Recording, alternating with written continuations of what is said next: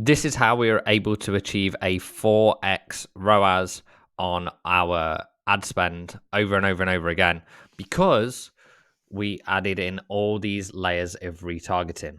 Why? Because it handles every single objection across the buyer journey. And I'm going to show you and walk you through the step by step of exactly how we do the whole process. So we're going to dive into every single piece. And what's central to the whole thing is the main retargeting framework. And that comes down to what we're going to show you is 6 stages. So we have cold traffic. We have people who went from cold traffic, so basically people who've never seen you ever before. We've got people who went to view the front end offer, whatever that is. It could be a lead magnet. It could be a front end sale. It could be watching a VSL but not booking a call, right? So they view the front end. Then the next stage is then people who visited the order page but didn't visit the application page. Then it's people who went to the upsell pages but didn't buy them. And then you've got people who booked a call or post-purchase. And then you've got back-end sales as well, right? So you've got all these different layers at every stage of the journey. And I'm going to break down exactly what each of them mean, what each of them do, and how it all works. So firstly, what is retargeting? Well, let's break it down. So means the definition of is once more, refresh, return to a previous state. And target means an objective or a result towards which efforts are directed. So if we think retarget, we're putting our efforts once more and returning towards a objective or a result where efforts are directed. So it means we're focusing towards an effort over and over and over again. So we are retargeting. So imagine instead of shooting one arrow at a dartboard, or an archery board, we're actually shooting 10, 12, 50, 100. And there's 64 different retargeting ads that you want to build into your business. Now, you're not going to build all these overnight. However, if you start building the layers of these, you're going to see the difference in your cost to acquire a customer. You're going to see the difference in the average order value. You're going to see the difference in the lifetime customer value when we start building every single one of these in. So let's break down the different sections that we've got here. We've got cold, we've got warm, we've got hot, and we've got buyers. So cold is new visitors, first interaction visitors. So people who've never seen you before, never done anything with you before. We've got warm, that are visitors potentially the last 30 days. People who viewed the sales page, people who watched 50% of a video ad that's already explained the offer. So they've seen the offer, but they haven't yet gone ahead and purchased or bought. And then we've got hot.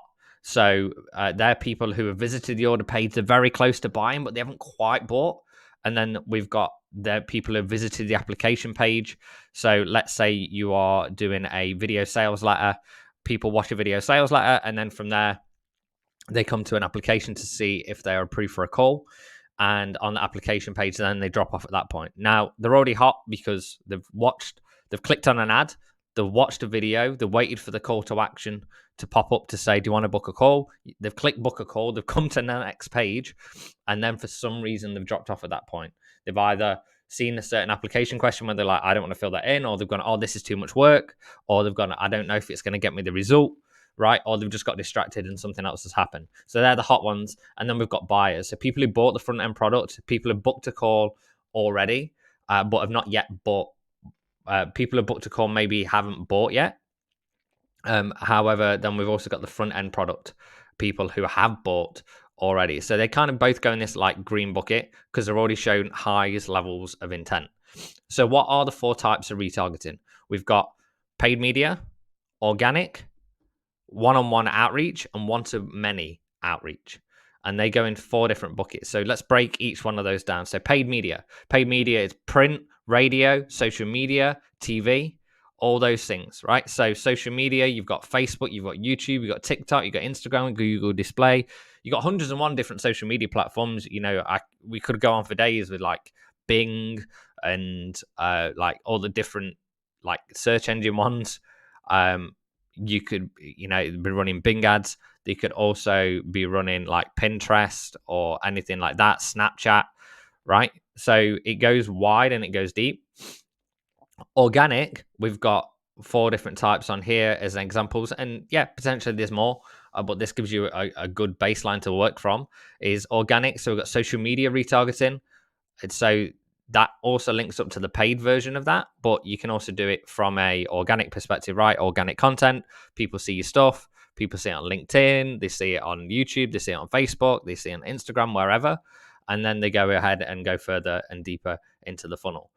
Reviews, and we'll go through what I mean by reviews because that seems a bit of a weird one organically.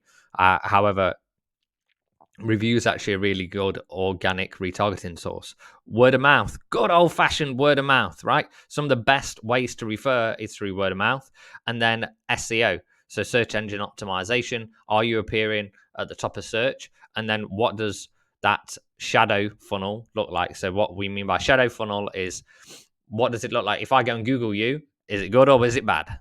That's what we're looking for, is how can we make it the best it can be. Then we've got one-on-one outreach, so personal video messaging, calling, SMS, email, DMs, and one-to-many outreach, voicemail drops, SMS, email, direct mail.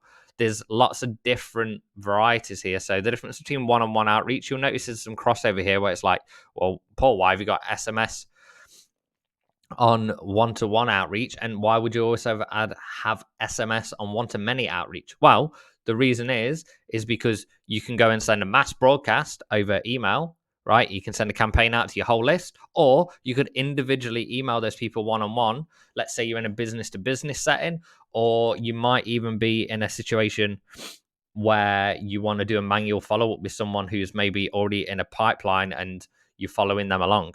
It depends on how much that customer is going to be worth. So if that customer is going to be worth a lot, and let's say they're going to be worth 10, 20, 30, 40, 50,000, maybe even more, then you're probably going to follow up a little bit more one-on-one, a bit more personalized. However, you're probably still going to do some outreach as well from a one-to-many perspective. Now, these can be done from the front end, but these also can all be done from a retargeting perspective as well. And I'm going to show you exactly how each one of those can be done as we go through. Okay, so what are we really doing with retargeting? Well, remember, if we talk about a target, that's an objective, a goal that we want to get someone towards. What's the desired action that we want them to take? So typically, that's to get them to buy from us, right? Get them to want to buy from us. So when we look at the 4 objection buckets, these are the reasons that stop people from buying. So when we do retargeting, it's kind of like, imagine with the archery board, imagine you just like recentering yourself right in the middle of where you need to be. And then that gets the maximum conversions overall because you're handling these 4 objection buckets. So let's just zoom on these a little bit. So we've got time, money, effort, and sacrifice. So think about all these things. The time to implement. How long is it before I would get the first win? How long is it going to be before I get the big payoff, the big dream outcome that is promised? How long till I get the overall result? Then the money, like how much is it going to cost me for the program? How much is it going to cost me for all the other tools that I'm going to need? How much money am I going to lose by now I can't use that money elsewhere? You know, I want to go and buy a Ferrari next week. Well, I can't go and buy a Ferrari next week now because I've got to go and pay for this course, right? How much to run the implementation of the thing. So once it's set up, like what are the ongoing costs? What are all the hidden costs involved with it? And how do we handle all those in the retargeting? Because a lot of the time, when you see businesses do retargeting, they just send the same message to the same person over and over again. That's not retargeting.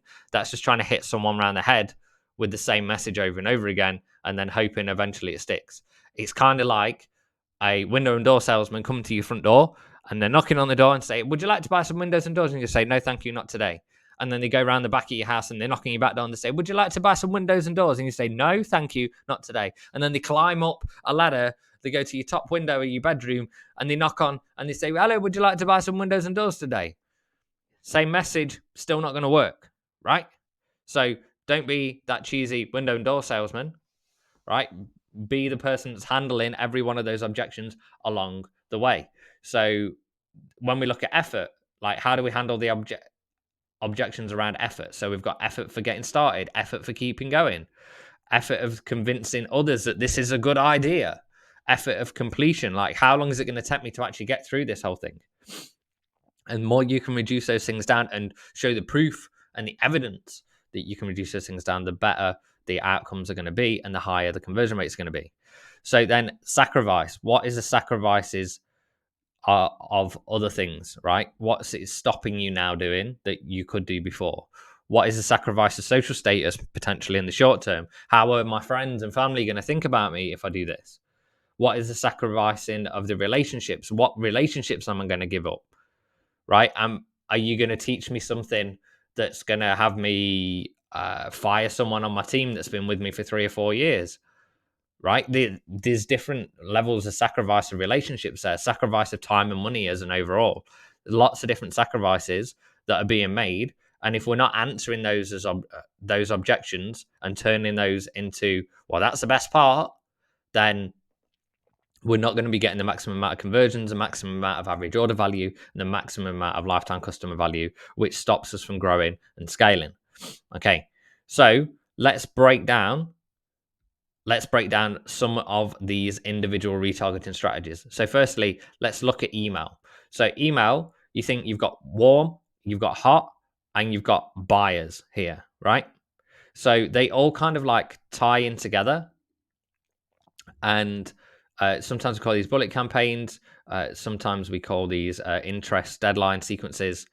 It just depends on the thing. So if we look at our warm section, someone who's already warm, so remember what warm is. Someone who's warm has visited the order page, they visited the application page, right? They've already shown intent. We're going to send them into nurture sequence. We're going to send them daily nurture emails. We're potentially going to send them. We're going to send them abandoned cart sequences, call reminder sequences, book a call sequences, and we're going to send them bullet campaigns as well.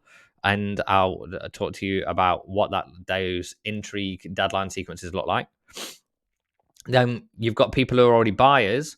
Well, what do we want to send those? We want to send them consumption sequences. So we want them to actually consume the emails and consume the product that's actually coming out. Second chance upsell sequences as well. And then things like offer intensification sequences for people who are hot. So like if someone has come very, very close to buying, but not yet bought, then we want to sweeten the deal, sweeten the pot for those people even more. So let's talk a little bit as well about what are the other types there. So I'm going to go more into detail in the emails. In fact, first, let's go more into detail in emails. So let's talk about ongoing nurture. So if we look at here, we've got the nurture day, 30-day sequence, daily nurture emails. They all kind of tie into these 4 buckets. So you got tips, the 4 T's, tips, testimonials, trigger actions, and tails. Would put a little S on there. Okay, so tips is like actionable tips, actionable advice, things that they can ideally implement within a 24-hour period. If it takes longer than that, it's not that actionable in a short period of time, which means they'll go, oh, that seems like too much effort, so I'm not going to do it. Now, the stuff that takes longer to action, that's the stuff that typically you're going to implement for them more, and you'll help them as they get into the program. But the stuff that you give away for free, that's going to be like, hey, try this tip out, do it now. And then they're like, wow, I got a result, right? Testimonials. So testimonials using stories, case studies, all those kind of things.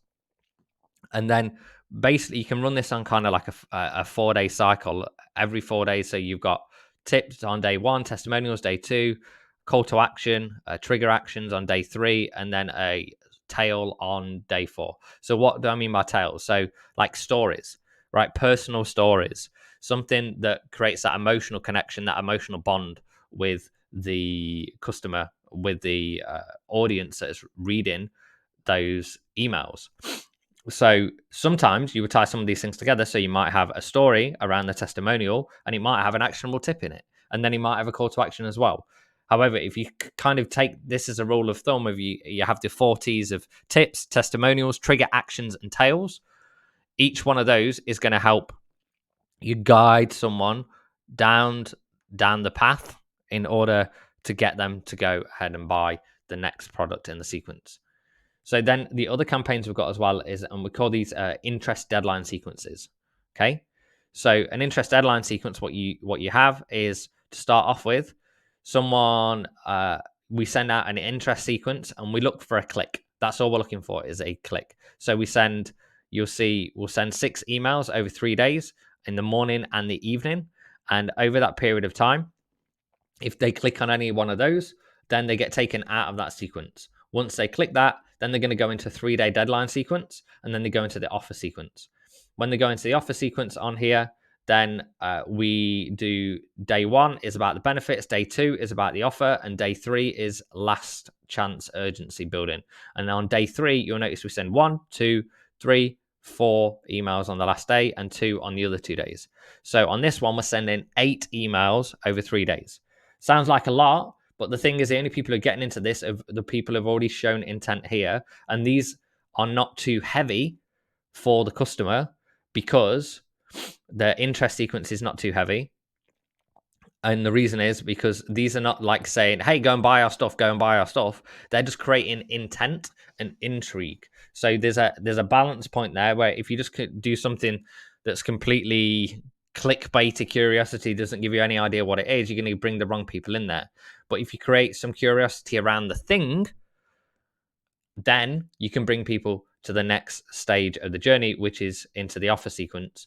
And then you're going to have people with high intent that then end up purchasing based off that deadline. So what's interesting is, like, what you'll find is to start off with, you get quite a few people buy, and then that deadline starts looming, right? And on the last day, there's a lot more people start coming through. And we've tested this multiple times, and every time we do, like, we make 50, 100, 150 new sales coming into the business for free, because these people are already in the business. They're already opted into the email list. They haven't actually sometimes haven't purchased anything from you before, but then they become a buyer. So when you can take a non-buyer and turn them into buyer, they become infinitely more valuable, not just because they bought that first product, but because they're now a buyer, because they're now testing your product and using your product. So that's how we use those interest deadline sequences. Then let's talk about consumption sequences. So consumption sequences, the first email is like a welcome email. You want to reconfirm that they're in the right place, reconfirm that they made the right decision. Then email number 2 is more of a step-by-step setup. You just want to make sure that they are in the program, they're using the program, they're doing everything that they need to do in order to get the result. And once you get all those things in place, then it makes it a lot easier for you to get results, and then more likely to get testimonials, and more likely for them to buy the next thing and the next thing and the next thing. The problem is, a lot of the time people buy a program and then never use it. So the consumption sequence is crucially important with that. Then we've got the consumption tips. So on email 3, email 4, and email 5, what we're going to do is we're going to give them some tips that are built around the product. So it's already inside the product, but you're giving them those tips in the emails as well. And it's like, hey, to see this in more detail, go to day 2 or go to this video in the members area, right? So we're giving them value in email, but we're also then making that value even better in the actual course or program. And then email 6, that's, do you need any help? So we've just sent all those kind of things through over the last 5 days and encourage those people to consume, their customer to consume as they're coming through. Now we want to ask the question, hey, do you need any help? Because sometimes people want to ask for help, but if you ask them, hey, do you need any help? Then they feel almost obliged to come back to you with something. And what happens is then you find out where the holes are in your product, what's not as clear as you thought it was, and then how to make the product better, and how to then build the rapport, make sure that person is consuming, and then they're more likely to buy from you again. So you're getting paid to do market research again, which is fantastic. And then upsell retargeting sequence. So this is when you have if someone has gone through they bought your front end product, but then they haven't bought the rest of your products, right? So they haven't bought the upsells, they haven't bought from the downsells or whatever. So you start off, you just give them a second chance. Say, hey, I noticed you didn't buy this. Like, if you want to still get it, here's a link to it, kind of thing. And then we put a little bit of bonus stuff in there as well, the benefits of why it's great to get that. Email number 2, you're going to say, here's an extra bonus when you buy the upsell. So you want to have an unannounced bonus that's potentially not on the sales page, but you always give you the product anyway, but you haven't said on the page that you give that. So it's a nice sweetener for people who bought straight away, but it's also something in your back pocket that you can use to give to people moving forward and to get those extra people to buy. Email number 3 is a testimonial of someone who used the upsell and got a result. So you want to turn that into a testimonial kind of story, case study, that people can go, oh, wow, that person's just like me. Maybe I should go and get the upsell. Then email number 4 is a deadline. That deadline is then creating urgency, and then you give them one more chance on email number 5 to go ahead and get the thing. Now, email, you could do an email 6 and 7 and add like 3 or 4 emails on that cart close for the upsell, but that depends on how aggressive you want to be, and obviously it depends on the level of intent there as well. So I would be careful of damaging the rest of the sales process by going too heavy with this upsell sequence. Then we've got abandoned cart sequences. So when someone abandons the cart, well, what do we do next? Well, we wait 4 minutes, just a short period of time, because typically if someone goes to the order page, like there's nothing else to do on the order page apart from order. So it doesn't take people more than 4 minutes to order. So that's when we start sending the abandoned cart on there. Sometimes people wait 10 minutes. I like to do it within the first 5 because there's from the last stats that we saw, there's a 85% increase in getting a response if you message within the first 5 minutes. So that's why we would do 4 minutes, gives them enough time to get through the order form, but not so long that then they start to disappear and go on with the day and do something else instead. So what do? We send a voicemail about they've left items in their cart, and then sometimes we can use that to handle some objections. So for example, one of the things I used to do was send a voicemail that says, hey, you may be thinking, is this company legit? So whatever you do, don't go and Google Amplify CCOM right now, because I'm very scared about what you might find. Now, what happens is then everyone goes and Googles you, and as long as you've not got anything bad on Google, then they go, huh, yeah, that seems like a legit company, right? And then they're more likely to go ahead and buy. Send immediately. So you send email number 1, which is kind of a what went wrong style email. We typically say, hey, did something go wrong or something break? I've been using this one for years, and use it across SMS, use it across emails, use it across Messenger, use it across wherever and whenever, because it gets high response rate. People tell you why they didn't buy, and then you can go ahead and fix it. SMS number 1 as well. Then similar kind of thing with the what went wrong. Then you've got email number 2, 3, 4, and 5, where every 24 hours you're just focusing on like a different piece. So you'll do an FAQ one, you'll do a benefit driven one, you're going to do some like urgency and scarcity. If you are going to close down the offer, then you can add that in on like emails 4 and 5. I'd recommend not like closing it off too much unless you've got other front end products, just because some people take like 2-3 months to buy. So what you might have is a limited time discount or a limited time extra bonus that closes after 4 or 5 days, but you don't want to close the offer down completely unless you are creating high levels of scarcity, or there's a fulfillment challenge where you can't fulfill on any more than opening it for 3, 4, 5 days. Then you got a book a call reminder sequence. So this retargeting piece, make sure they actually turn up for the call, right?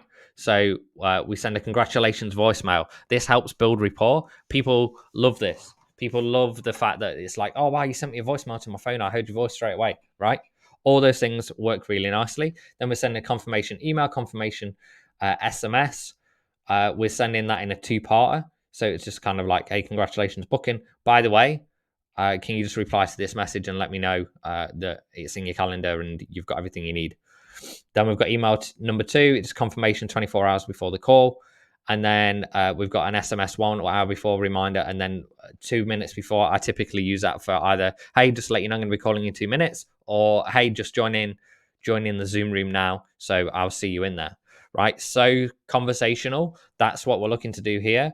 And like you might look at this and go, well, that's not retargeting, Paul, but it is, because remember, what is a target? The target is to get them towards the objective. What is the objective? To get them to buy. So if the objective is to get them to buy, then we are retargeting it, right? We're doing it over and over again to get them to do that desired action. So part of that is building all these sequences in there as well. And then the book a call invite sequence, right? So that's like a 14-day sequence where, let's say they've gone to a video sales letter, they've opted in to watch that video sales letter. You give them links back to the training in the first email. You might also put like a guide or a cheat sheet there as well to help. Then you've got email 2 that's going to be the link reminder. You give them another link going back to that training, and also we talk about the biggest benefit. Then last chance to access the training. Now you're not going to probably close it down, but you say, hey, this is the last time I'm going to be sharing this link with you. Then you talk email number 4 about the dreams and aspirations. So I've done another training in more detail on what the difference are between like pains and desires, goals and desires, and then dreams and aspirations versus like pains and frustrations and fears and implications. Dreams and aspirations are long term towards. So like, what are the things that they want to work towards in the long term? So for example, that could be something like retire from the 9 to 5, right? That's not a thing that, I just want to be able to do that this week. That's not going to happen. However, over the next 12 months or the next 2-3 years, that's what I want to be able to do. I want to be able to retire my husband, right? Whatever that thing is. Email number 5, logical reasoning. So we sell on the emotion here, and then we back it up with logic in the next email. Then email number 6 is more of a direct offer from the founder, but not with a heavy push, more of a kind of like, do whatever's right for you.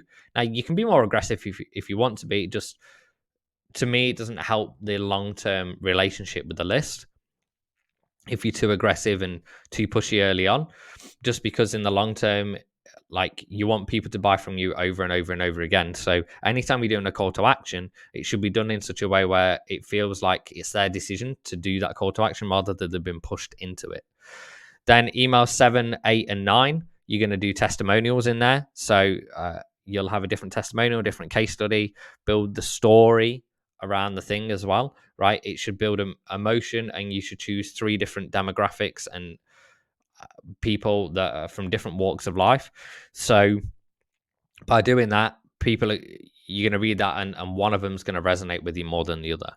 Then you can look at offering additional resources. They should break through false beliefs that person has, handle those objections, right? Time, money, effort, sacrifice, all those things. And then borrowed authority.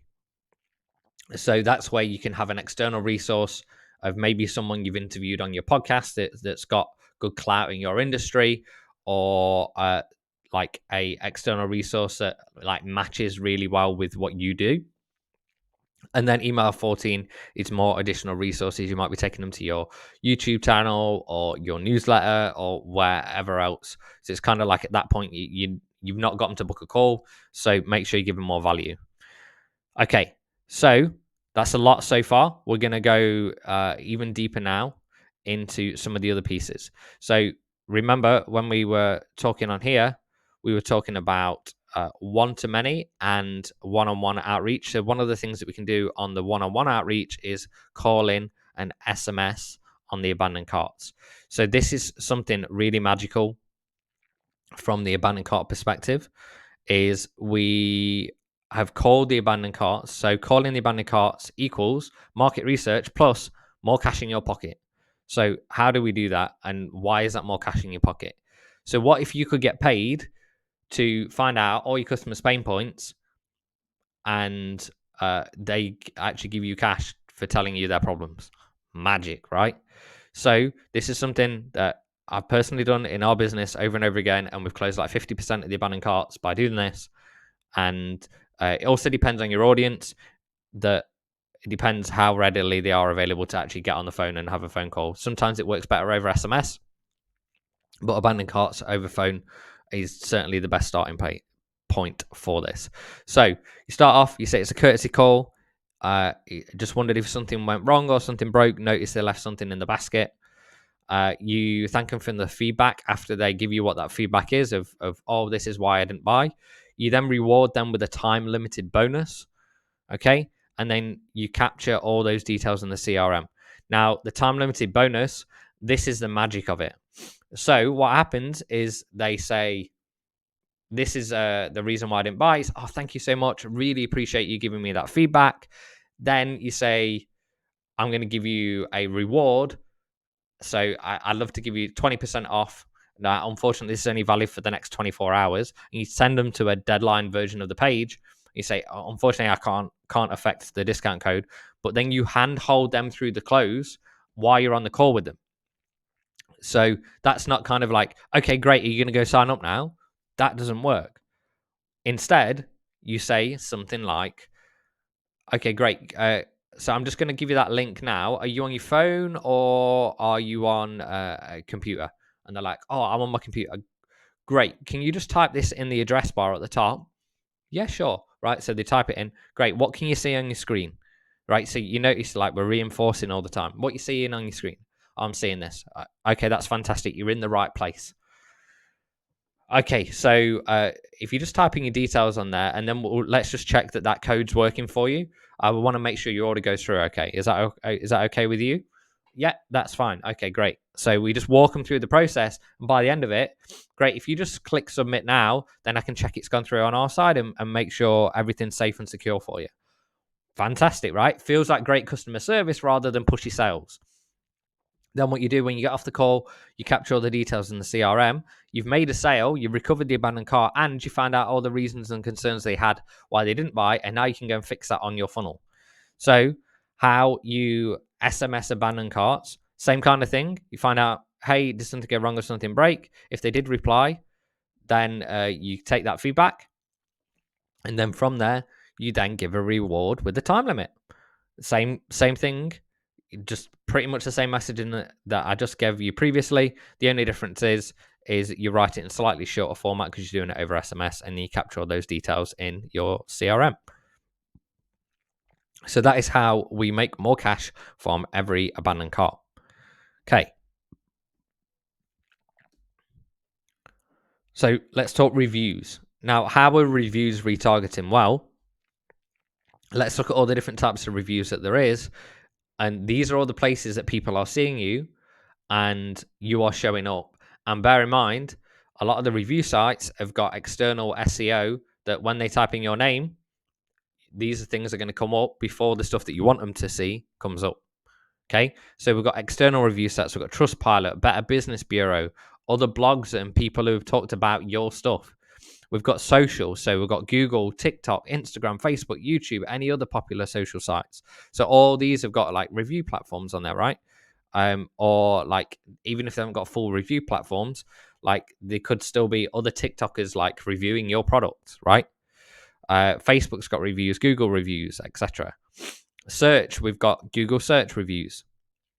We've got Bing, right? Community ones, we've got reviews in the private members area. We've got Facebook group reviews. We've got reviews from Slack, reviews from a school group or any other kind of community. We can be screenshotting all these as well and using these as part of our overall retargeting strategy, which is super powerful. Okay, so these all count towards your overall retargeting. Let's talk about voicemail drops. So voicemail drops are really important for a one-to-many communication platform. And here's where we use this a lot. Webinar, we'll use it for people who've booked a call. We'll use it when they've already taken the desired opt-in action with high intent. So, firstly, we acknowledge the action when we start the voicemail drop. And a voicemail drop, by the way, is basically a voicemail that goes to your phone without the phone fully ringing first. So typically it'll go ring, and then that'll be it. And then someone will be like, well, that didn't call for long. I don't know what that was. And then it turns out there's a voicemail that has been left for them. And they're like, oh, wow, I got your voicemail, right? So you're trying to reach these people on as many platforms as possible. So it's impossible for them not to see you and not to be consumed by your messaging. So when you do a voicemail drop, you want to record it like you've actually holding the phone up to your ear when you're recording the thing. So you say, excited for you. You address any concerns they've got about whatever the next step is. So if it's the booking a call or the joining a webinar, look, so I know you maybe been on other webinars before, and you feel like it's just a pitch fest, and you're like, there's going to be no real value. I want you to know that that's not the case on this one. That we're going to be covering this, we're going to be covering this, we're going to be covering this. So here's what I want you to do next to make sure you get the most out of this thing, and you tell them what you want to do next, like add to your calendar, fill in the pre-call homework, like whatever the thing is you want them to do, and then get them to reconfirm the decision that they made. So I want you to know you're in the right place. You did the right thing by signing up. Really excited for you, and you're going to be getting this benefit and this benefit and this benefit out of that. So I'll see you soon. Have a fantastic day. Okay. Using that voicemail drop, great retargeting strategy to use. Again, you can use it in abandoned carts. You can use it in webinars, book call sequences. Use it in lots of different places. Direct mail, right? So direct mail, there's some cool things that you can do with direct mail. To number one, create a personalized customer experience. Number two, creates consistency of brand messaging. Number three, creates customer wow. Okay. And number four, this is like a side thing to that, is you want to be, if you're sending a direct mail campaign for retargeting, you want to be looking at your RFM score. So an RFM score, and this was taught to me by Brian Kurtz, one of the best direct mail response marketers in the world, is recency, frequency, and monetary value. So recency, how long has it been since they last purchased? Frequency, how many times have they purchased from you? And monetary value, how much have they spent with you overall? And you add the score up of who are the best customers based on those. And if you're sending any direct mail retargeting, you want to send it to your best customers first, because if it don't work to them, it ain't going to work at all. So that's a way of testing the messaging out the gate. Then we've got thanks.io. So AI handwritten direct mail. So I've used these previously. We used to use these a lot for podcasts. So when someone had been a guest on a podcast, we'd send them out a handwritten direct mail. So which was automated, but it had pictures of like us and our whole team on it. So thank you so much for joining us. And then it had a little written bit on the back of that as well. Now you can do these. You could link it up with AI and stuff as well to have it completely personalized per person, right? You could have it if you are capturing all business emails, for example. You could have AI like pull information from their site and then have that create that into a little postcard, push that into there. There's loads of really cool stuff you can do to create these automated campaigns that are great retargeting, because then they're not just seeing you online, they're seeing you offline as well. Another couple of books that are great to read on direct mail and just how to create quality customer wow and customer service, because the thing is, retargeting is not just about getting the first sale, it's also about getting repeat sales over and over again. So you can retarget people who have already bought and add extra quality and value there. So like read the book Giftology and also Never Lose a Customer Again by Jerry Coleman. Both those both fantastic books to read. Then we've got personalized video messaging. This is something that was a game changer for me. And I don't like using the word game changer, but it was, right? It was a game changer for me when we were selling bridesmaids dresses, and we would sell a swatch first, right? So we'd sell a swatch of the material, have a look at the material, you can touch it, feel it. We send it out. It cost us like £2 to send it. We'd sell it for like £4, I think, or something. And people had ordered 3 or 4 different ones. What we would do is then that would trigger us to send a personal video message to every single person. So then we'd record a personal message to them that said, hey, congratulations on getting your swatches. Really excited to send them over. We're going to be shipping them out like over the next 3 or 4 days. When they get delivered to you, there'll be this on the back. Like, have a look at that. And we just kind of like walked them through what to expect. And we put a face to the name as well, right? So it wasn't a faceless brand then. It created a real good customer experience. And then it means you got a higher conversion rate of people from swatch to buying all the bridesmaids dresses. And what that kind of looks like is something like this, right? So it just says, I recorded a personal video. Welcome to the community. And then I'll have a call to action thing on there, right? There's a couple of companies that you can use. Bonjoro is one that we used. And you've got BombBomb as well, which they have a very different feel in terms of styles, as you can see with the amount of color on here versus here. BombBomb seems a little bit more corporate. Bonjoro, I've seen a lot more online course creators using that, and I've had clients that we worked with as well using this more so, and it's easy to trigger those things and put those things together. So you get a higher response rate. It's great to get people to re-engage. You can use it for customer wow. It can be hyper personalized as well. Word of mouth. So one of the things from retargeting is you can link all these other things together where when someone's looking for recommendations, they're going to say, who do you know? So if you're doing great work for a lot of people and you're adding great value, you might be already had someone opt in for your offer but not bought it yet. But with them, when they're going, I forgot about that company. And then when they say, who do you know who does this? And they're like, oh, this person. And you're like, oh, wait a minute. Yeah, I signed up for their lead magnet ages ago. I signed up for their webinar. Okay. So all these things together make a lot of sense. And the word of mouth, like making sure you're doing great work, but also having strategic partners that are happy to refer you, because if you're bringing in cold traffic that works well, but then you're also having strategic partners refer you, like these things combine together to make happy medium and makes sales become a lot easier. Then we've got SEO, right? Are you posting regularly? Are you creating backlinks with other authority brands? Are you following the best practices? There always seem to be changing as well when it comes to like blogging and SEO. And then collaborations. How can you create cross collaborations with other brands to help improve your overall search engine optimization? All the kind of like black hat stuff that used to be out there, it's a lot harder to do than it used to be. I'm not an SEO expert, but I do know if you're at the top of Google, you're going to get more people searching for you, and someone else is not going to eat your lunch as much, right? So if I type in your brand name and then someone else comes up instead that's your competitor, I might end up going with your competitor instead. So don't let someone else eat your lunch. Post regularly, create backlinks, and build collaborations with other brands to improve that SEO. And then this is some of the pièce de résistance of, and I probably said that completely wrong. My French is terrible. Well, this is the retargeting ads piece. Okay. In the retargeting ads piece, what we're looking to do here is retarget every single stage of the buyer journey with the relevant ads. So you'll notice these little codes on here. Okay. And then we've got categories for each one. So every category has a code. And what we're looking to do is look at every single perceivable objection that could come up and solve each one of those objections with an ad.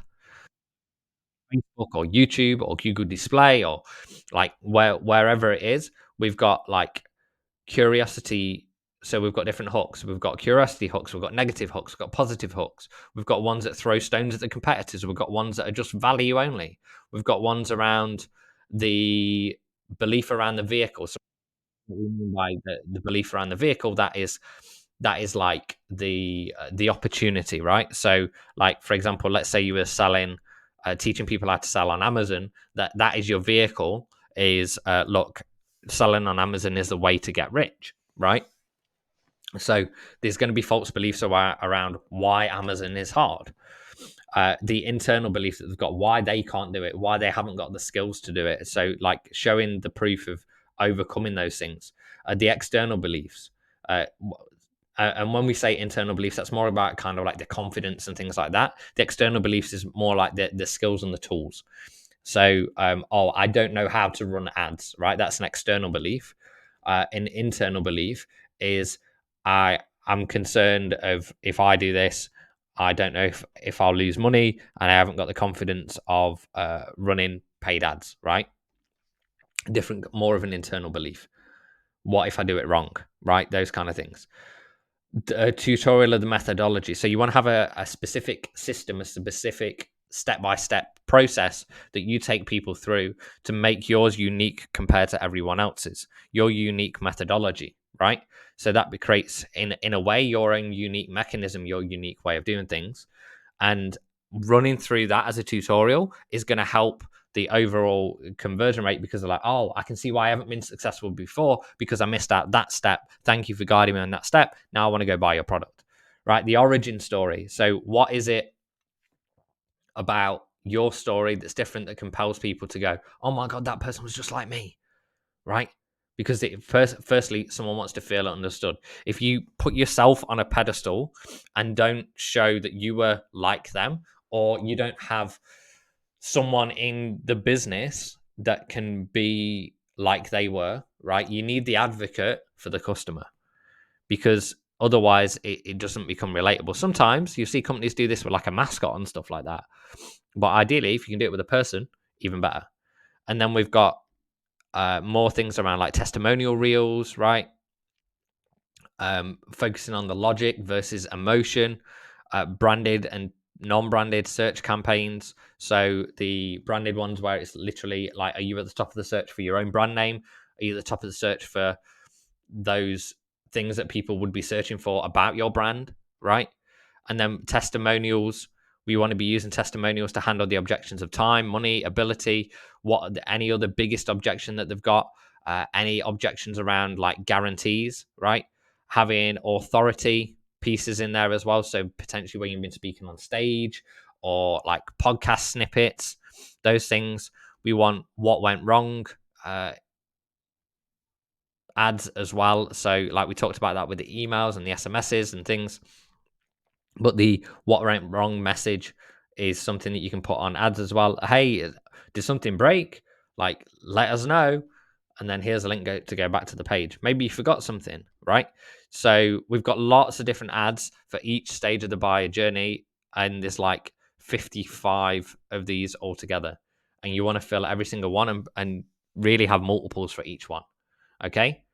So that is all the ads piece. And then we've got other platforms of TV and radio. So TV, this is more of a like, think about this. You can have repeated exposure and over again. TV is not really the starting point. It is actually cheaper than you think. So I pulled this based on some UK numbers. So if you're in America, like, just add about another 20% on top, and that'll give you the dollar amount. But like Good Morning Britain, which is like the biggest daytime show really, are around 3,500 to 4,300 for a 30-second ad. And then you've got like a 30-second slot on daytime TV can cost between 1,100 and 2,200. And then a daytime slot on like a channel 5 is like between 800 and 1,600. So it's not crazy amount if you look at the cost per measure. So the cost per cost per 1,000 people that it reaches, it's working out about like $20, £20 roughly, versus like sometimes you're seeing that on Facebook, if not more. It just depends how wide your offer is as well. So sometimes if you really, really dialed in social media and you really, really got ads cranking, potentially you can take a version of that and add that into, especially if you've got a YouTube ad that's working well, then you could take that and turn that into a 30-second TV commercial. Now you might need to change some things around in terms of the way it's created, but overall, it could work really well. If you look at Kanye West's ad at the Super Bowl, which was significantly more than 1,100, his was the most low budget ad, but he absolutely crushed it, right? And he went over break even straight out of the gate because he just did something that was direct response and it worked.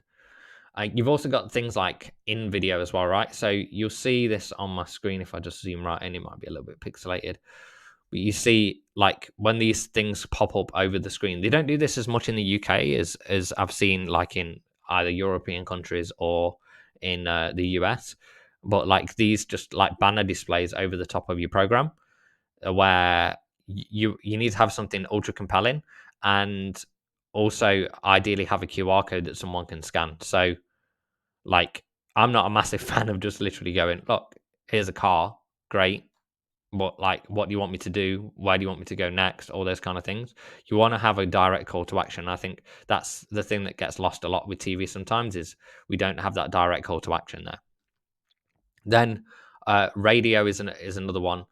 One of the best guys in radio is a guy named Roy H. Williams created some of the best ads that have been running for years and years and years and years and years and years and years. I had the pleasure of going to one of his events a couple of years back, and here's what he talks about is the rule of 21.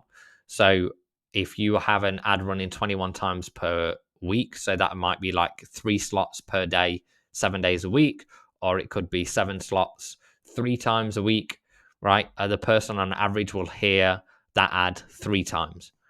So that is a kind of around the right frequency that you want if you're running radio ads. Again, don't test on radio or TV first, like dialing your messaging elsewhere, and you can use these as bolt-ons to just have extra touch points with people. And bear in mind, you can still go pretty localized with this. So let's say you've got a online course that is only specific to one little geographical location. You may want to run like radio ads for that geographic location, which for one local radio station.